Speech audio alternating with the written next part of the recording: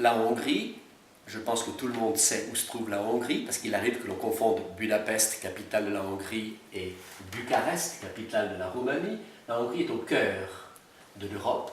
Nous y avons donc eu approximativement 80 frères en 1950, et un grand nombre de frères ont pu s'expatrier ou rester à l'étranger puisqu'ils se trouvaient en formation. Et quand nous sommes retournés en Hongrie, nous y sommes retournés avec quelques-uns de ces frères, qui sont bien sûr tous très âgés. Et nous avons eu malheureusement avant-hier le décès du frère József Sándor, l'un de ces frères hongrois avec qui nous avons refondé la mission mariste en Hongrie en 1990.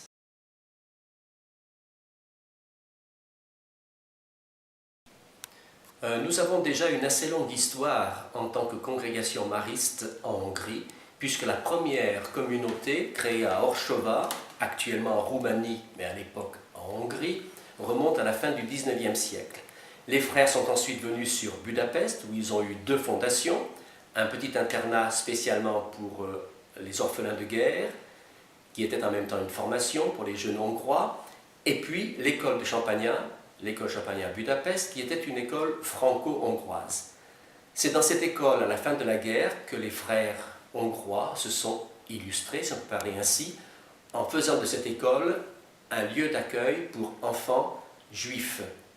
Et c'est d'ailleurs ce qui leur a valu d'être arrêtés par la Gestapo, d'être emprisonnés. Ils auraient été exécutés si les Russes n'étaient pas arrivés en 1945.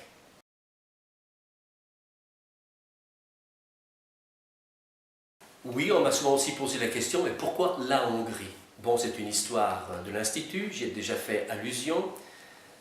Moi, je m'y trouve très bien, je pense que c'est un peuple très accueillant.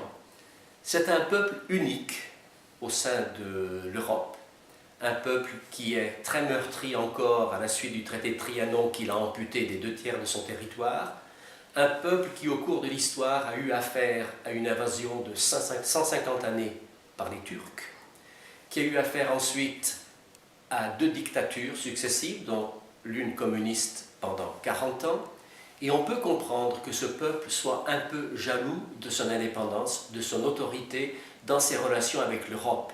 Mais je crois que l'on peut dire que la Hongrie est très attachée à l'Europe, qu'elle en est un petit peu le cœur de l'Europe.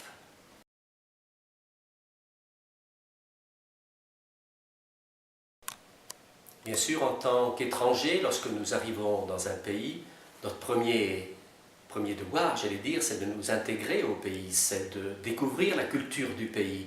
Et comme dans toute culture, il y a des choses positives, négatives, et même au niveau de l'Église. Il ne faut pas oublier que pendant 50 ans, cette Église a souffert une séparation totale d'avec Rome, et on peut comprendre qu'actuellement, elle ait beaucoup de peine à rentrer dans Vatican II.